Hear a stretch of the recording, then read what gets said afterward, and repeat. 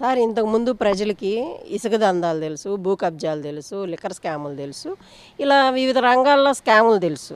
అలాగే ఒక ట్రాన్స్పోర్ట్ సెక్షన్లో కూడా డబ్బులు దోచుకోవచ్చు అని చెప్పేసి వీళ్ళ హయాంలోనే, అంటే వీళ్ళ ఎమ్మెల్యేలు చేస్తేనే ఇప్పుడు ఇలా దోచుకోవచ్చు అనేది ప్రజలకు కూడా, అలాగే వచ్చే నాయకులకు కూడా, అంటే ఎవరైతే కరప్షన్ చెయ్యాలి అని మైండ్లో ఉంటుందో అలాంటి వాళ్ళకు కూడా ఓహో ఇలాంటి ఒక సోర్స్ ఉంది అనేదాన్ని జగన్మోహన్ రెడ్డి వీళ్ళ ఎమ్మెల్యేలు అనేది క్లియర్ కట్గా చూపించేశారు.